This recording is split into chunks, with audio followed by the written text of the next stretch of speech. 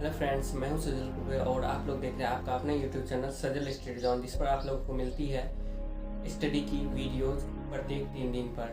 तो मैं आप लोगों को इस वीडियो में बताऊंगा दोस्तों कि कबीर दास के बारे में।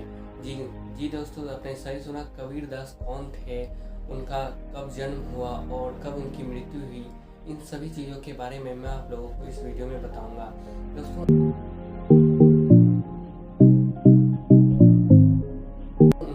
एक साक्ष्य प्रमाण तो नहीं है, मतलब कि सब इतिहासकारों के अलग अलग मत है इन सब बारे में, चाहे वो कबीरदास हो, सूरदास हो, तुलसीदास हो, तो सबके बारे में अन्य अन्य विद्वानों के अलग अलग राय हैं। तो उन रायों के को भी इस वीडियो में देखेंगे। तो चलिए दोस्तों, इस वीडियो की शुरुआत करते हैं। दोस्तों, कबीरदास का जो जन्म हुआ था वो 1440 ईस्वी में हुआ था। ठीक है, 1440 ईस्वी में कबीरदास का जन्म हुआ था और उनकी मृत्यु जो हुई थी 1518 ईस्वी में मगहर में मृत्यु हुई थी और जन्म काशी वाराणसी में हुआ था। जन्म ये पेशे से कवि और संत दोनों थे। ये पिता का नाम नूरे जुलाही और माता का नाम नीमा था। ठीक है, इनके गुरु थे गुरु रामानंद जी। वो कैसे गुरु के पास पहुँचे, कैसे उन्हें अपना शिष्य बना लिया गुरु रामानंद जी ने, ये सब आगे आप लोगों को वीडियो में मिलेगा। तो कहीं भी दोस्तों स्किप मत कीजिएगा वीडियो। तो दोस्तों, कबीरदास का जो ये है आगे की कहानी है वो बहुत ही रोमांचक होने वाली है। तो कबीरदास का एक अन्य मतलब इतिहासकार का कहना है कि इसका जन्म जो है एक विधवा ब्राह्मणी के घर हुआ था। विधवा ब्राह्मणी कौन थी? एक ऐसी महिला विधवा थी जिसे गुरु रामानंद जी ने पुत्रवती होने का भूलवश वरदान दे दिया था, आशीर्वाद दे दिया था कि पुत्रवती होने का। तो उसके तहत ही कबीरदास का जन्म हुआ। तो एक का कहना है, तो समाज की लोकलाज के कारण उस विधवा ब्राह्मणी ने कबीरदास को लहरतारा ताल के पास छोड़ दिया था। काशी वाराणसी के निकट है लहरतारा ताल, उसके पास छोड़ दिया था। ठीक है, और एक अन्य इतिहासकार का कहना है कि लहरतारा ताल के पास से नीरू और नीमा जो है इस बच्चे को, यानी कि कबीर को, वहाँ पड़ा हुआ था, कबीरदास पड़े हुए थे, उसको नीरू और नीमा जो है अपने घर लाए थे। एक मुसलमान परिवार में, अर्थात एक मुसलमान परिवार में इनका जन्म हुआ था। एक का कहना है कबीरदास का जो जन्म हुआ था नीरू और नीमा के मुसलमान परिवार में हुआ था, जो कि इन्हें लहरतारा ताल के पास से उठा कर लाए थे। ठीक है, एक कहते हैं कि इनका जो जन्म हुआ था वो कमल के फूल पर हुआ था। लहरतारा ताल जो है लहरतारा ताल के पास मतलब उसी में एक कमल का फूल था, उसके ऊपर ही कबीरदास, एक बड़ा सा फूल था, उसके ऊपर ही कबीरदास मतलब बच्चे के रूप में, शिशु के रूप में सोए थे। तो सबके अलग अलग मत हैं इस बारे में भी। तो दोस्तों, इसमें जानना ये भी है कि इनकी शिक्षा कैसे हुई, कहाँ से हुई, किस टाइप से हुई, इनके बारे में भी जानना जरूरी है। तो इनकी जो शिक्षा के बारे में कहा जाता है, कबीरदास को शिक्षा की बचपन में कोई रुचि नहीं थी, शिक्षा में कोई रुचि नहीं थी, और ना ही इन्हें बचपन में खेलकूद का शौक था। कोई शौक भी नहीं था खेलकूद का, ना ही कोई शिक्षा में रुचि थी, ना ही खेलकूद का शौक था। ये दिन भर भटक कर जो है खाना इकट्ठा करते थे और अपना दिन गुजारा करते थे। बहुत दीनता के साथ इन्होंने अपनी ज़िंदगी गुजारी। तो मदरसे में जाना, ठीक है, मदरसे में जाना इन्हें उनके परिवार के तरफ से सोचना भी नहीं था कि मदरसा में भी ये जा सकता है पढ़ने, ये सोचना तक नहीं था। ठीक है, जाना तो दूर गया। तो दोस्तों, कबीरदास के बारे में ये भी एक कहा जाता है कि इनका जो पंक्ति है, दोहा है, कहा गया है जैसे कल करे सो आज कर, आज करे सो अब, पल में पल हो गए, बौड़ी करेगा कब। तो इस टाइप का जो दोहा है उनका बहुत सारा, जो कि भारत के लिए एक वो अनमोल रत्न छोड़ के गए हैं, जो कि पीढ़ियों तक आगे उनका काम आएगा। और इनके बारे में कहा गया, यह कबीरदास ने स्वयं नहीं लिखा है। ठीक है, हाँ दोस्तों, कबीरदास ने ये स्वयं नहीं लिखा है, ये जो उनके द्वारा मुख से बोला गया सारा है लाइन्स है, वो उनके शिष्यों के द्वारा लिखा गया है। उनके शिष्य जो बैठे रहते थे वहाँ पे वो लिखा करते थे। उनके शिष्य में जो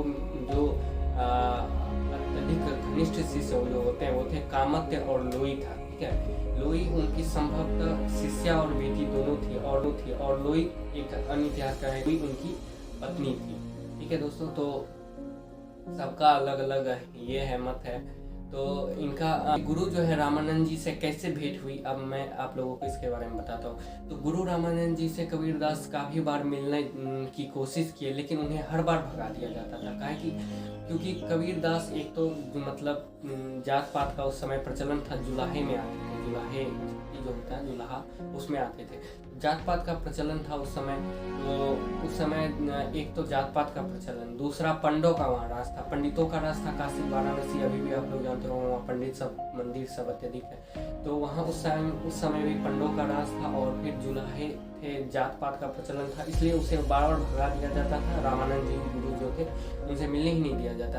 तो कबीरदास जी ने एक तरकीब लगाई। उन्होंने सोचा क्यों ना मतलब इन्हें हम खुद गुरु से डायरेक्ट मिले, ऐसा जो कि मंदिर हमको जाके मिलना ना पड़े। मतलब तो वो तरकीब ऐसा था कुछ, वो जो देखते थे प्रातः नित्य दिन, जो प्रतिदिन गुरु जो रामानंद हैं वो नदी किनारे नहाने स्नान करने के लिए जाते थे। तो वो क्या किए रात, तो वो जो सीढ़ी होता है स्टेप बाय स्टेप ऐसे नीचे नदी के तट किनारे जो सीढ़ी होता है ऐसे करके फिर पोखर या नदी टाइप का स्टेप का रहता है, 2-3 सीढ़ी नीचे जो है कबीरदास ऐसे करके लेट गए। और फिर जब गुरु रामानंद जी प्रातः वहाँ आए तो वहाँ थोड़ा सुबह प्रातः जो है अंधेरा छाया रहता है।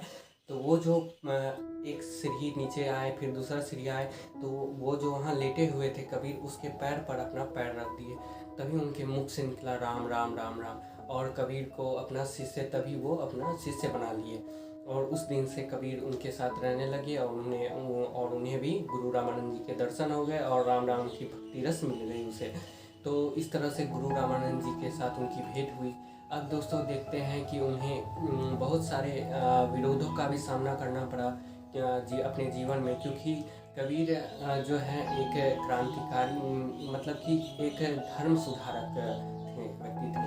क्योंकि इनका मानना था कि न हिंदू है न मुसलमान है, सबसे बड़ा धर्म वह है जो जीवन जीने की शैली को अच्छी तरह से जीता है। मतलब जीवन जीने के तरीका ही सबसे बड़ा धर्म है, न कोई हिंदू है न कोई मुसलमान। तो इनके कारण ये बहुत सारे विरोध होते थे इनके ऊपर, और इनसे मतलब लोगों के साथ। तो उससे भी होते होते ये बहुत सारे धर्म को सुधारे, और सिख धर्म में भी इनका बोलबाला है, वहाँ भी इनका किया गया बहुत काम है। और जब इनकी दोस्तों मृत्यु हुई 1518 ईस्वी मगहर में, तो इनकी मृत्यु के टाइम उनके हिंदू अनुयायी जो है और मुसलमान अनुयायी दोनों मौजूद थे। जो उनके हिंदू समर्थक थे वो बोलते थे कि इनका जो मतलब अंतिम क्रियाक्रम होता है जो भी, तो हिंदू रीति रिवाज से हो, और मुसलमान का कहना था कि मुसलमान रीति रिवाज से हो। फिर वहाँ दोनों में विवाद उत्पन्न हो गया। तो विवाद हटा कैसे, तो वो जो वहाँ पे कबीर का जो सब ऐसे करके लेटा हुआ था, उसके ऊपर जो चादर था और साइड फूल था, तो वो जो है अपने आप चादर तभी उड़ गया, उनके शरीर पर से चादर उड़ गया, और साइड जो फूल रखे हुए थे, तभी कहा जाता है, ऐसा ही कहा जाता है कि हिंदू और मुसलमान उन फूल को आधा आधा बांट लिए। ठीक है दोस्तों, तो ये हुआ उनका अंतिम क्रियाकरण का कुछ दर्शन। तो और उनका जो कबीरदास का जो बहुत सारा दोहा प्रचलित है, जो हमारे भारत देश के लिए जो बहुत सारा वो छोड़ के गए, उन्हें कबीरदास को उसके लिए बहुत सारा सत नमन। और दिल से मैं कबीर का मतलब बहुत बड़ा क्या फैन कहूँगा, कि मुझे उनकी पंक्तियाँ जो है बहुत अच्छा मतलब सुंदर लगती है, अच्छी लगती है। वो जो मतलब बोल के गए हैं, और उनका अर्थ जो होता है वो बहुत ही स्पष्ट रूप से उन 2 लाइन्स में बस छिपा रहता है। तो दोस्तों, मैं आप लोगों को इस वीडियो में संक्षिप्त रूप से जो कबीर का जो संक्षिप्त जानकारी है, मैं आप लोगों को इस वीडियो में शेयर किया।